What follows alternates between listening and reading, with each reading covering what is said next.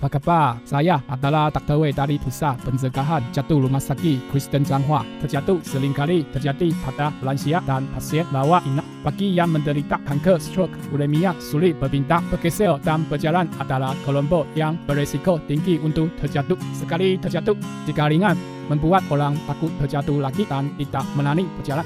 Kehilangan kepercayaan diri untuk beraktivitas. Jika parah, patah tulang, pendarahan otak, dan bahkan kematian. Mencegah lebih baik daripada mengobati. Apakah cara terbaik untuk mencegah terjatuh? Pertama, harus memahami kondisi kesehatan, penggunaan obat dan keamanan lingkungan pasien, dan lain-lain yang dapat menimbulkan risiko terjatuhnya pasien. Kedua, penjaga harus menerima pendidikan pencegahan jatuh, selalu waspada dan memperhatikan akan aktivitas pasien, terutama turun dari ranjang berpindah. WC, kamar mandi harus selalu mendampingi pasien.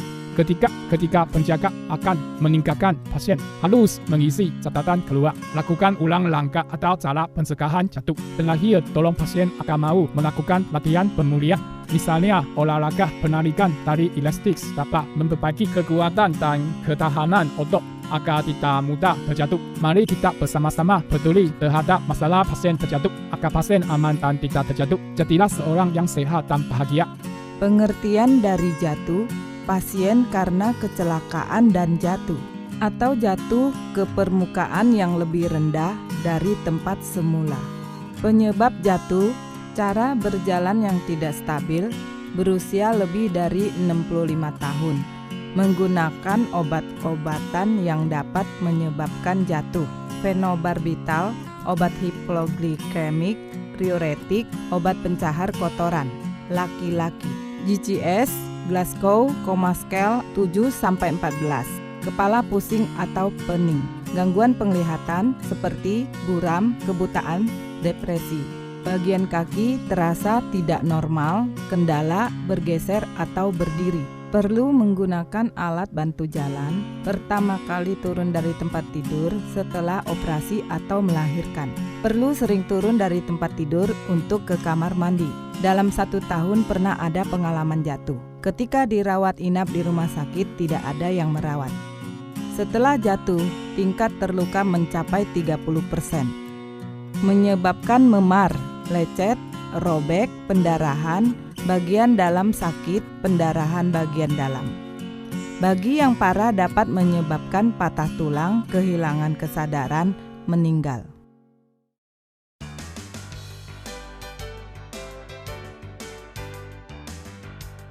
Halo Ibu, saya adalah perawat yang merawat suami Anda. Nama saya adalah Hong Wan Ling. Karena suami Anda adalah pasien stroke, berusia lebih dari 65 tahun, berjalan tidak stabil, kepala bisa pusing, maka ketika turun dari tempat tidur perlu dibantu oleh keluarga. Dia sekarang mengkonsumsi obat pencahar kotoran dan diuretik. Perlu sering turun dari tempat tidur ke kamar mandi, dan dia dalam setahun pernah jatuh. Maka dia adalah termasuk orang yang beresiko tinggi untuk jatuh. Saya datang mengajari Anda bagaimana cara pencegahan jatuh. Baik, terima kasih.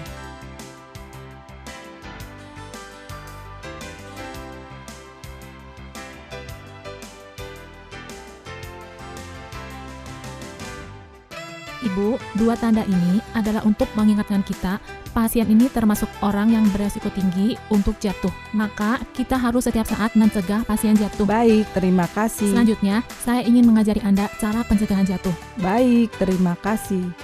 Ke-1, ketika naik ke dan turun dari tempat tidur, seharusnya terlebih dahulu ketinggian tempat tidur diatur sampai yang terendah untuk menghindari kaki tidak menginjak apa-apa.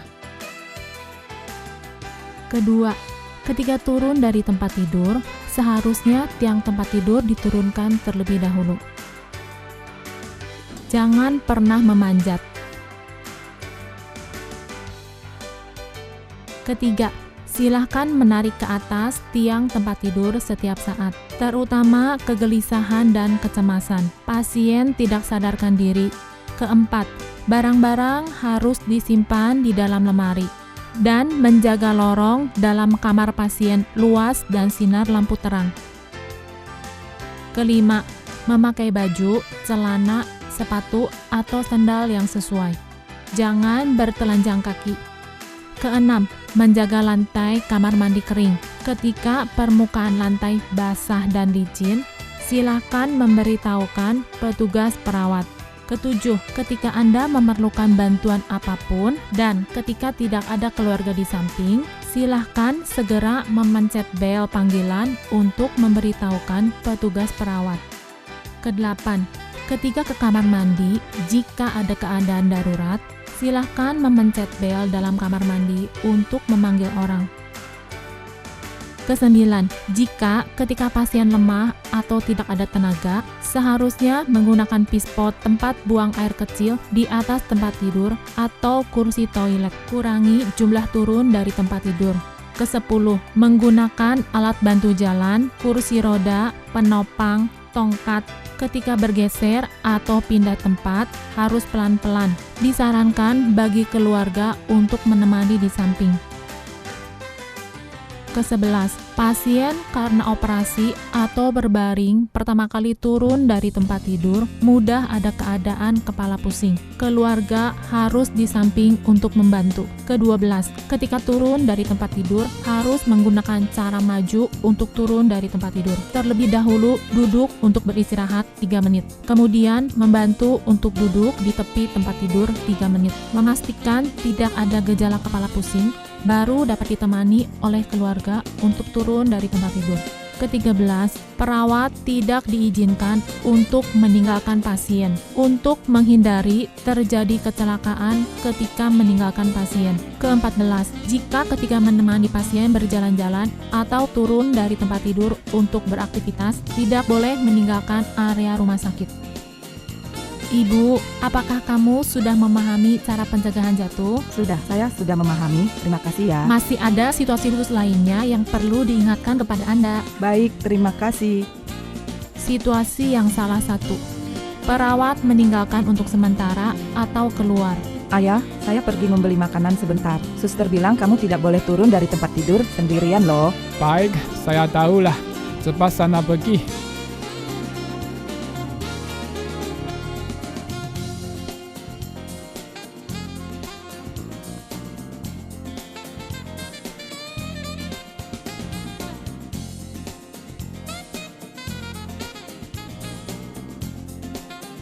Aduh, Ayah, bagaimana kamu bisa jatuh?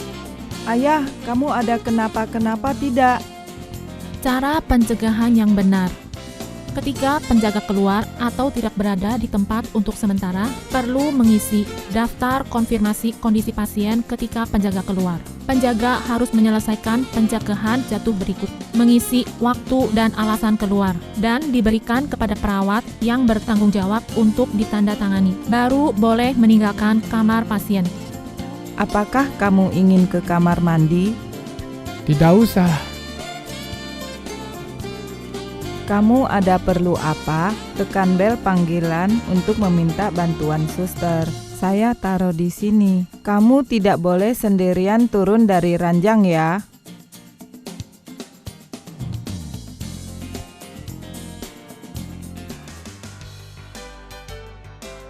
Kalau begitu, saya pergi dulu ya.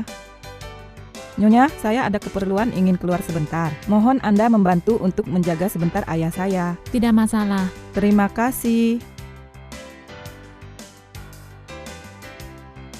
Ketika kembali ke kamar pasien, pada daftar konfirmasi kondisi pasien ketika penjaga keluar, harus mengisi waktu kembali dan diberikan kepada perawat yang bertanggung jawab untuk ditandatangani. Dengan begitu, baru dapat mencegah pasien terjatuh selama penjaga keluar atau tidak berada di tempat untuk sementara. Ketika berganti penjaga, harus mengkonfirmasi dan menandatangani ulang daftar di bawah ini.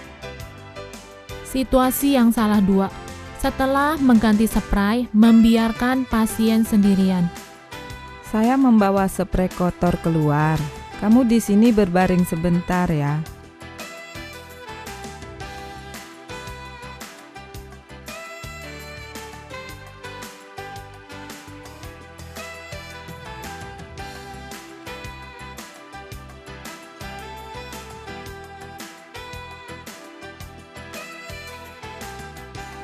Cara pencegahan yang benar.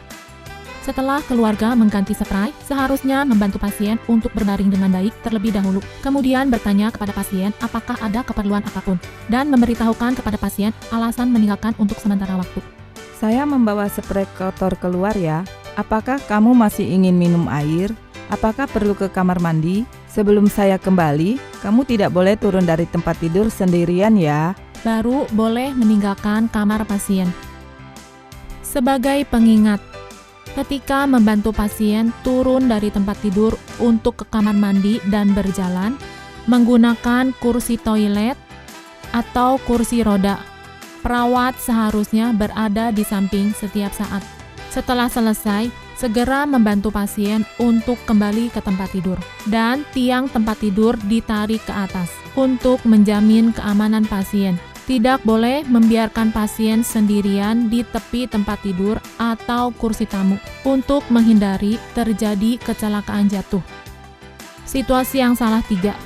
Pasien turun dari tempat tidur tengah malam sendirian untuk ke kamar mandi.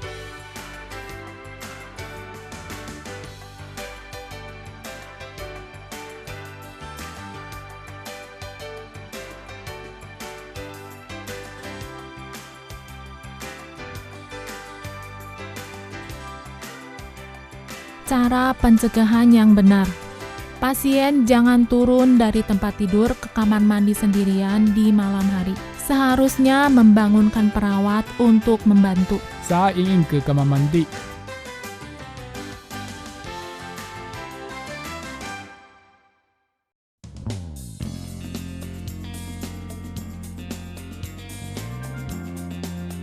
Jalan pelan-pelan, jalan pelan-pelan.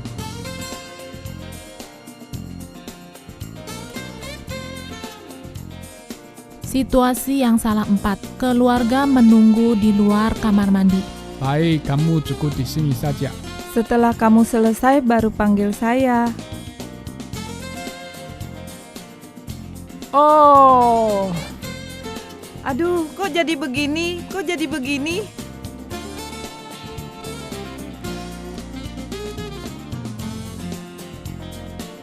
Cara pencegahan yang benar.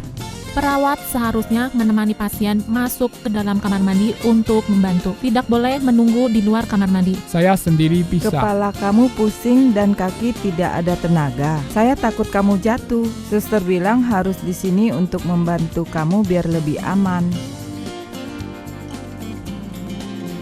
Situasi 5. Mengkonsumsi obat-obatan yang dapat menyebabkan jatuh. Suster, mengapa saya selalu ke kamar mandi? Kedua kaki tidak ada tenaga. Sebaiknya harus pakai mana? Bapak, karena kamu lagi mengkonsumsi obat pencahar kotoran, jadi kamu perlu sering-sering ke kamar mandi. Jadi, pasti harus ada keluarga yang menemani di samping. Kalau tidak, kamu dapat mudah terjatuh. Sangat berbahaya.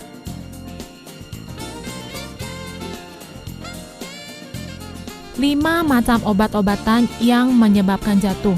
Obat penenang tidur. Obat hipertensi. Obat hipoglikemik. Diuretik. Obat pencahar kotoran. Hal-hal yang perlu diperhatikan dalam mengkonsumsi obat-obatan yang dapat menyebabkan jatuh. Jika perlu mengkonsumsi obat penenang tidur, silakan ke kamar mandi terlebih dahulu sebelum mengkonsumsi obat. Ketika mengkonsumsi obat pencahar kotoran, diuretik, obat tidur, perawat seharusnya mengamati pasien terbangun di tengah malam dan perlu ke kamar mandi. Ketika turun dari tempat tidur, harus ada perawat yang membantu. Selama mengkonsumsi obat, jika ada masalah apapun, perlu mendiskusikan dengan dokter atau apoteker terlebih dahulu. Jangan mengkonsumsi obat ramuan sendiri. Ibu, yang tersebut di atas adalah cara untuk mencegah situasi khusus Anda. Apakah kamu sudah mengerti? Sudah mengerti, terima kasih ya. Jika kamu ada masalah apapun, boleh bilang ke petugas perawat kami setiap saat loh. Baik, terima kasih.